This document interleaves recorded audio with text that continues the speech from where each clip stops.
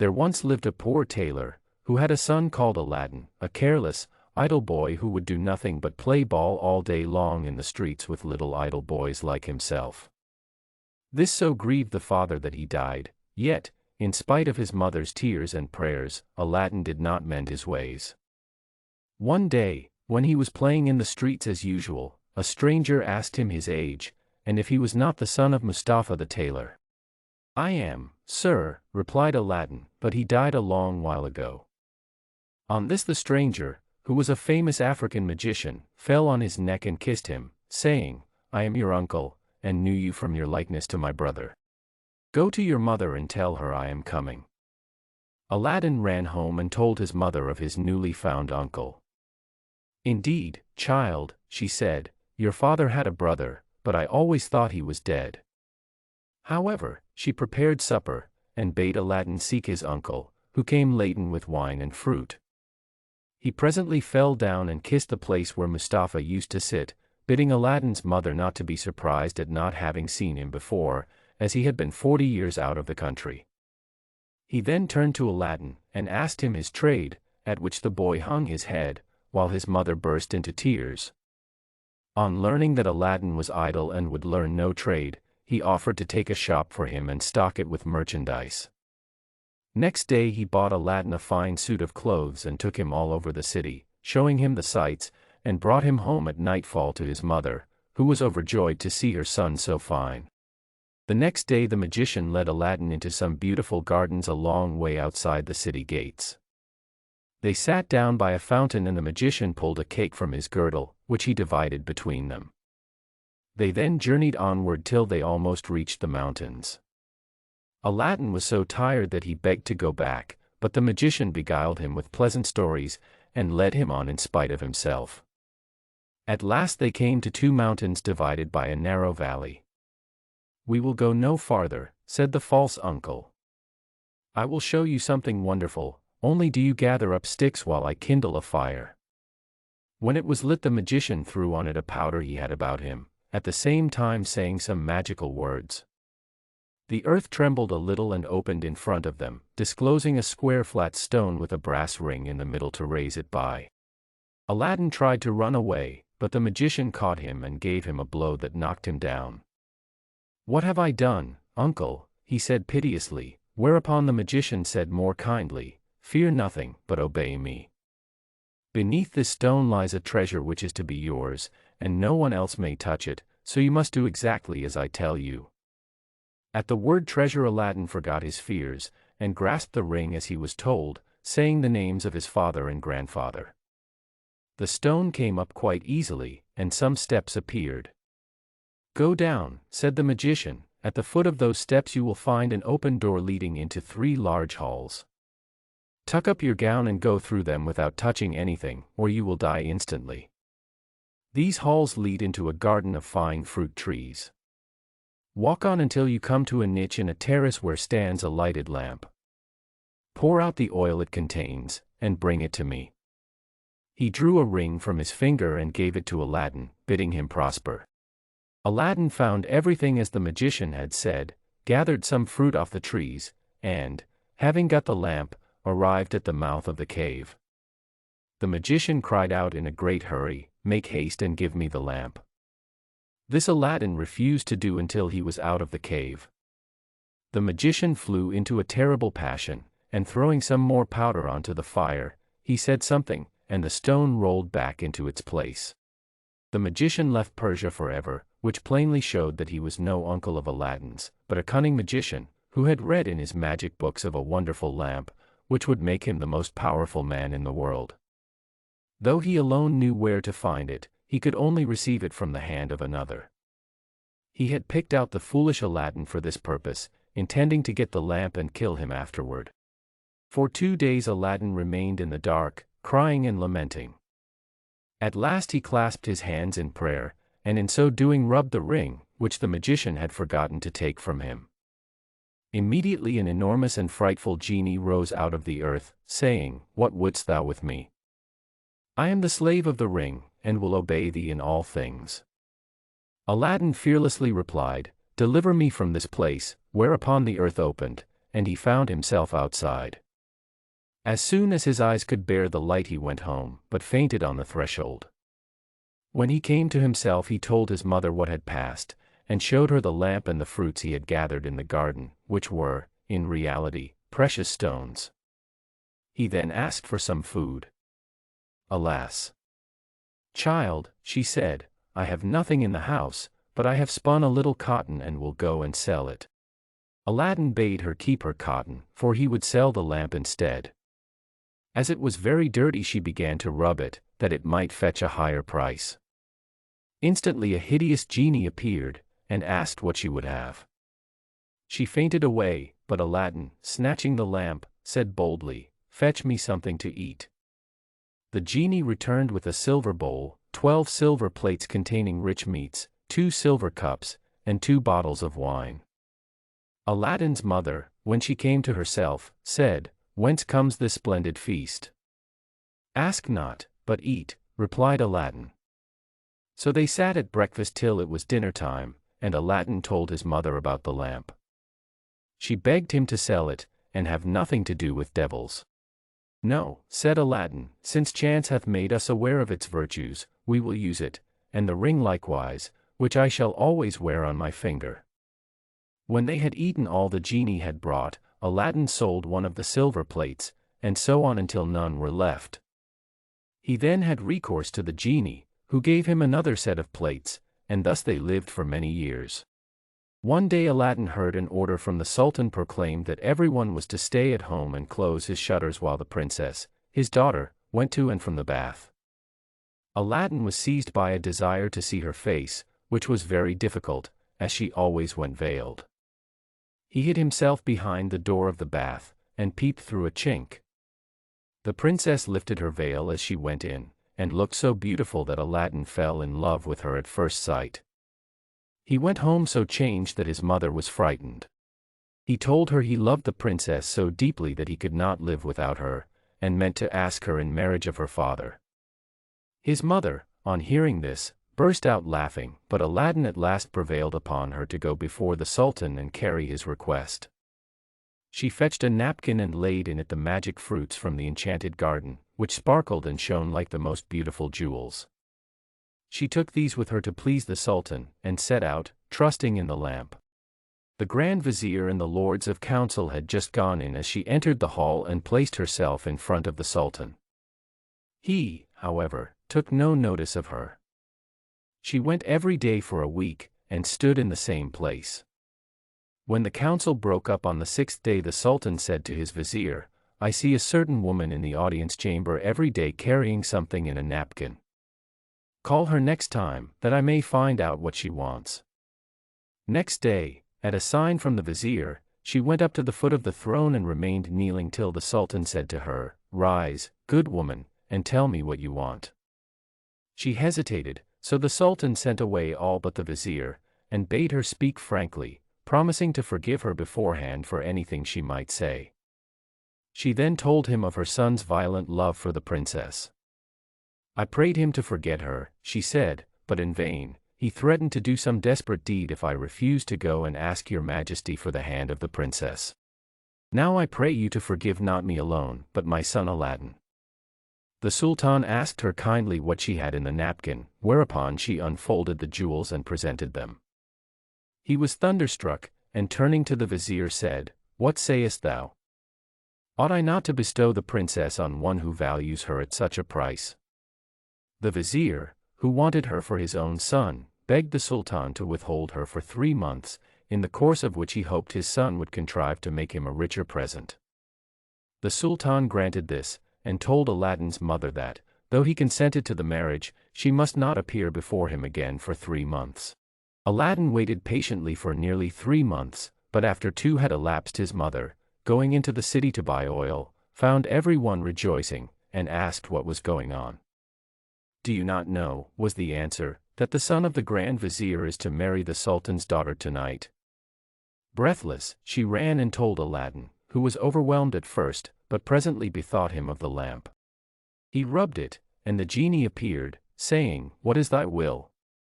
Alladin replied, "The Sultan, as thou knowest, has broken his promise to me, and the vizier's son is to have the princess. My command is that tonight you bring hither the bride and bridegroom." "Master, I obey," said the genie. Aladdin then went to his chamber, where, sure enough, at midnight the genie transported the bed containing the vizier's son and the princess. "Take this new married man," he said, "and put him outside in the cold, and return at daybreak."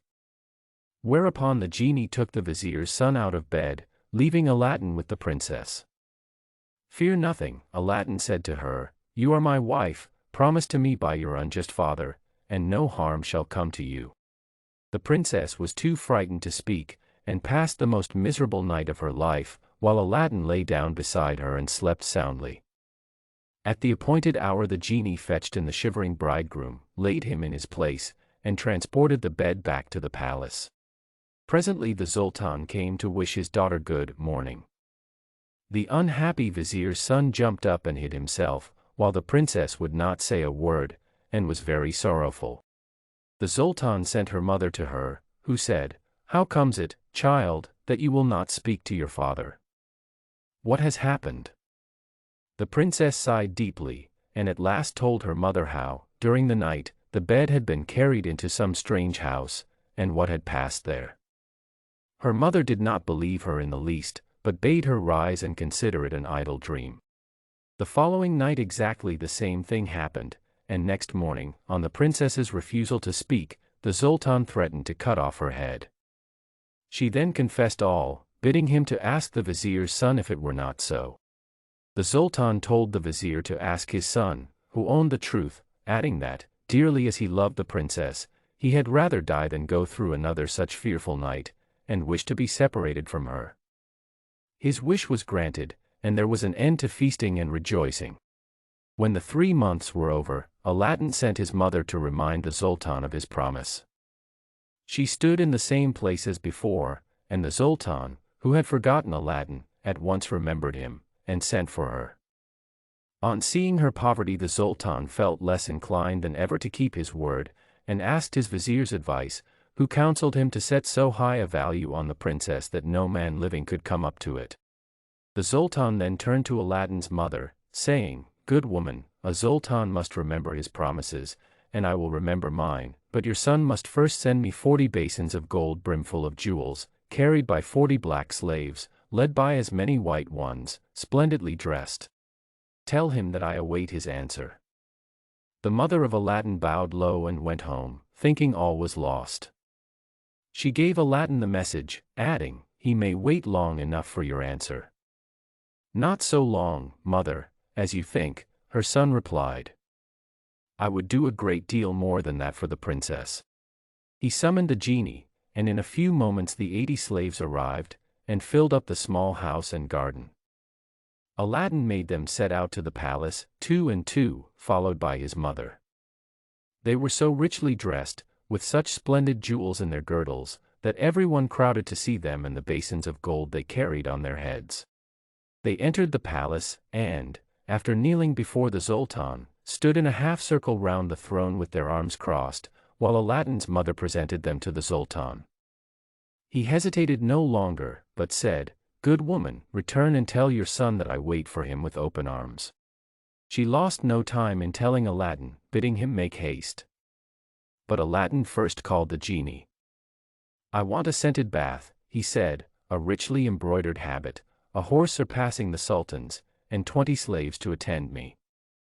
Besides this, 6 slaves, beautifully dressed, to wait on my mother, and lastly, 10,000 pieces of gold in 10 purses." No sooner said than done. Aladdin mounted his horse and passed through the streets, the slaves strewing gold as they went. Those who had played with him in his childhood knew him not, he had grown so handsome. When the Sultan saw him he came down from his throne, embraced him, and led him into a hall where a feast was spread, intending to marry him to the princess that very day. But Aladdin refused, saying, "I must build a palace fit for her," and took his leave. Once home, he said to the genie, "Build me a palace of the finest marble, set with jasper, agate, and other precious stones. In the middle you shall build me a large hall with a dome, its 4 walls of massy gold and silver, each having 6 windows, whose lattices, all except one which is to be left unfinished, must be set with diamonds and rubies. There must be stables and horses and grooms and slaves. Go and see about it." The palace was finished by the next day, and the genie carried him there and showed him all his orders faithfully carried out, even to the laying of a velvet carpet from Aladdin's palace to the Sultan's. Aladdin's mother then dressed herself carefully, and walked to the palace with her slaves, while he followed her on horseback. The Sultan sent musicians with trumpets and cymbals to meet them, so that the air resounded with music and cheers. She was taken to the princess, who saluted her and treated her with great honor.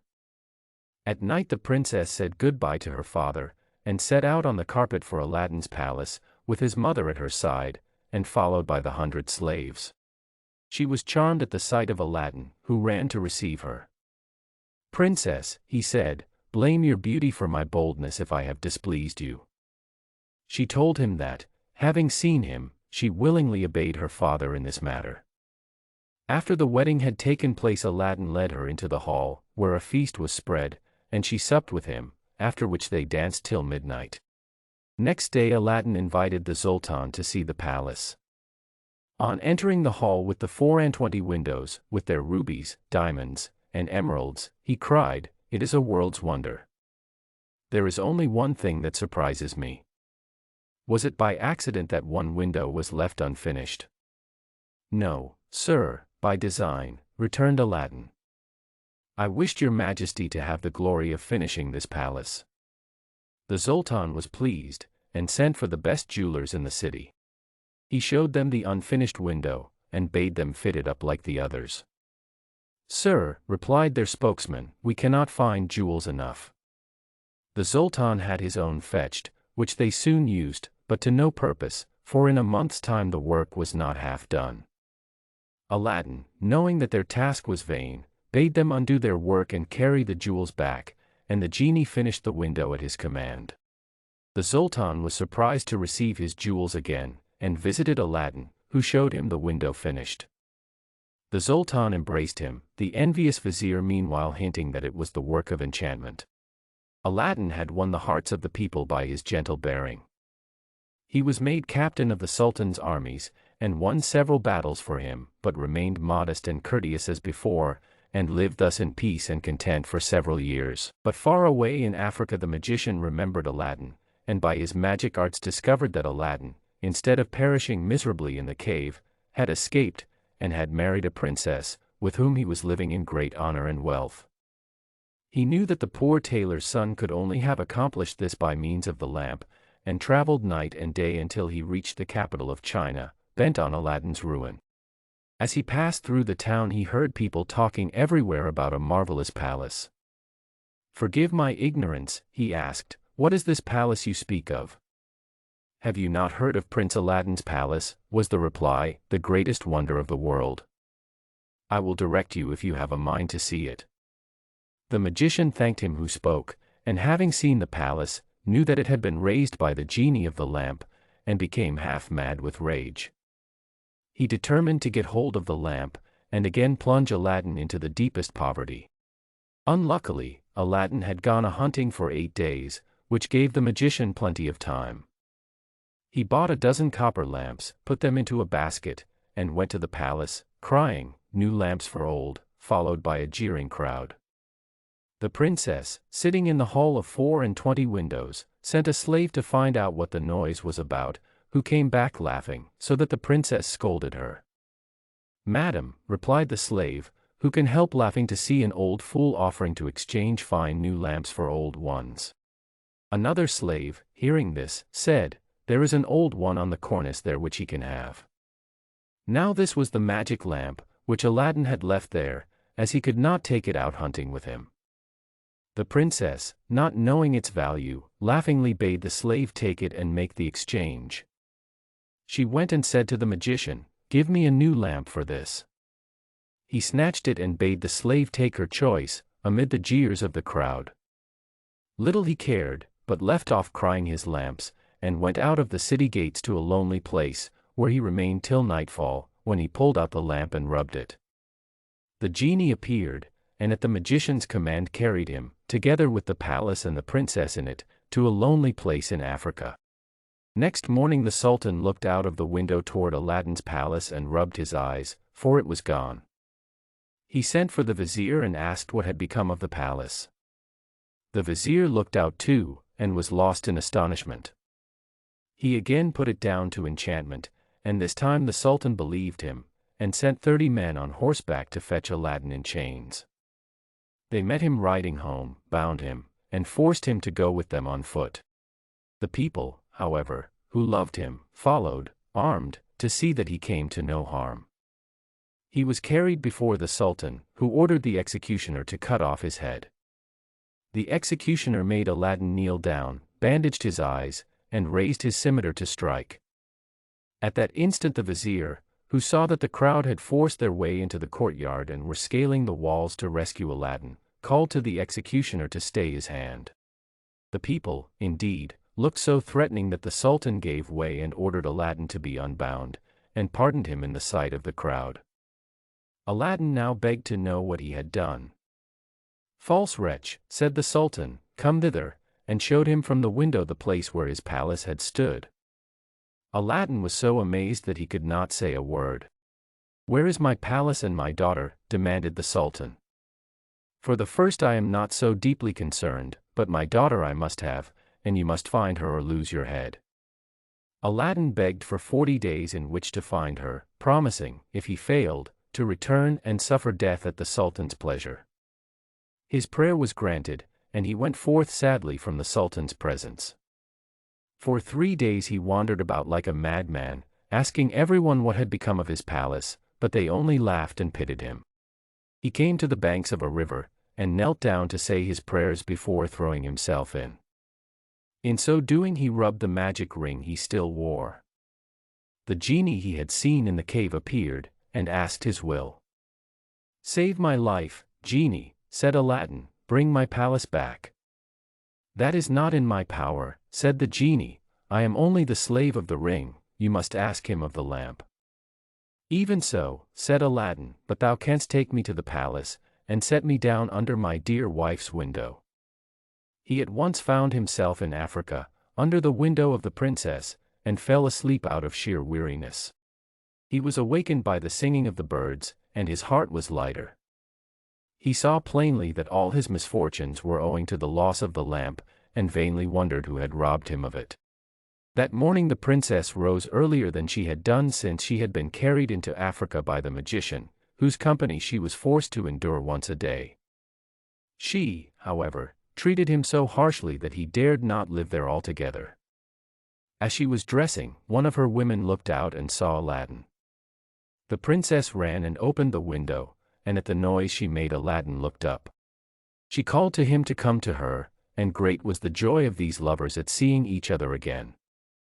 After he had kissed her, Aladdin said, "I beg of you, princess, in God's name, before we speak of anything else, for your own sake and mine, tell me what has become of an old lamp I left on the cornice in the hall of 24 windows, when I went a-hunting." "Alas," she said, "I am the innocent cause of our sorrows," and told him of the exchange of the lamp. "Now I know," cried Aladdin, "that we have to thank the African magician for this. Where is the lamp?" "He carries it about with him," said the princess. "I know, for he pulled it out of his breast to show me. He wishes me to break my faith with you and marry him, saying that you were beheaded by my father's command. He is forever speaking ill of you, but I only reply by my tears. If I persist, I doubt not but he will use violence." Aladdin comforted her, and left her for a while. He changed clothes with the first person he met in the town, and having bought a certain powder, returned to the princess, who let him in by a little side door. "Put on your most beautiful dress," he said to her, "and receive the magician with smiles, leading him to believe that you have forgotten me. Invite him to sup with you, and say you wish to taste the wine of his country. He will go for some, and while he is gone I will tell you what to do." She listened carefully to Aladdin, and when he left she arrayed herself gaily for the first time since she left China. She put on a girdle and headdress of diamonds, and, seeing in a glass that she was more beautiful than ever, received the magician, saying, to his great amazement, I have made up my mind that Alladin is dead, and that all my tears will not bring him back to me, so I am resolved to mourn no more, and have therefore invited you to sup with me, but I am tired of the wines of China, and would fain taste those of Africa." The magician flew to his cellar, and the princess put the powder Alladin had given her in her cup. When he returned, she asked him to drink her health in the wine of Africa, handing him her cup in exchange for his, as a sign she was reconciled to him. Before drinking, the magician made her a speech in praise of her beauty, but the princess cut him short, saying, "Let us drink first, and you shall say what you will afterward." She set her cup to her lips and kept it there, while the magician drained his to the dregs and fell back lifeless. The princess then opened the door to Alladin, and flung her arms round his neck, but Alladin put her away, bidding her leave him, as he had more to do. He then went to the dead magician, took the lamp out of his vest, and bade the genie carry the palace and all in it back to China. This was done, and the princess in her chamber only felt 2 little shocks, and little thought she was at home again.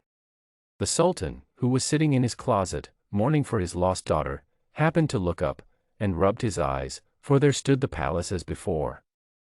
He hastened thither, and Alladin received him in the hall of the 24 windows, with the princess at his side. Alladin told him what had happened, and showed him the dead body of the magician, that he might believe. A 10 days' feast was proclaimed, and it seemed as if Alladin might now live the rest of his life in peace, but it was not to be. The African magician had a younger brother, who was, if possible, more wicked and more cunning than himself. He traveled to China to avenge his brother's death, and went to visit a pious woman called Fatima, thinking she might be of use to him. He entered her cell and clapped a dagger to her breast, telling her to rise and do his bidding on pain of death. He changed clothes with her, colored his face like hers, put on her veil, and murdered her, that she might tell no tales. Then he went toward the palace of Alladin, and all the people, thinking he was the holy woman, gathered round him, kissing his hands and begging his blessing. When he got to the palace, there was such a noise going on round him that the princess bade her slave look out of the window and ask what was the matter. The slave said it was the holy woman, curing people by her touch of their ailments, whereupon the princess, who had long desired to see Fatima, sent for her. On coming to the princess, the magician offered up a prayer for her health and prosperity.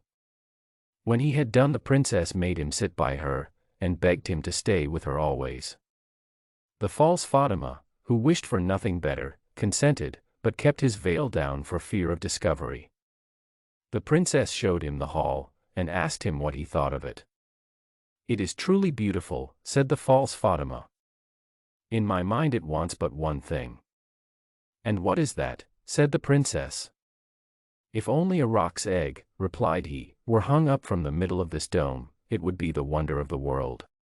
After this the princess could think of nothing but the roc's egg, and when Alladin returned from hunting he found her in a very ill humor. He begged to know what was amiss, and she told him that all her pleasure in the hall was spoiled for the want of a roc's egg hanging from the dome. "If that is all," replied Alladin, "you shall soon be happy." He left her and rubbed the lamp, and when the genie appeared commanded him to bring a roc's egg. The genie gave such a loud and terrible shriek that the hall shook. "Wretch," he cried, "is it not enough that I have done everything for you, but you must command me to bring my master and hang him up in the midst of this dome? You and your wife and your palace deserve to be burnt to ashes, but that this request does not come from you, but from the brother of the African magician, whom you destroyed. He is now in your palace disguised as the holy woman, whom he murdered. He it was who put that wish into your wife's head. Take care of yourself, for he means to kill you." So saying, the genie disappeared. Alladin went back to the princess, saying his head ached, and requesting that the holy Fatima should be fetched to lay her hands on it. But when the magician came near, Alladin, seizing his dagger, pierced him to the heart. "What have you done?" cried the princess. "You have killed the holy woman." "Not so," replied Alladin, "but a wicked magician," and told her of how she had been deceived. After this Alladin and his wife lived in peace. He succeeded the Sultan when he died, and reigned for many years, leaving behind him a long line of kings.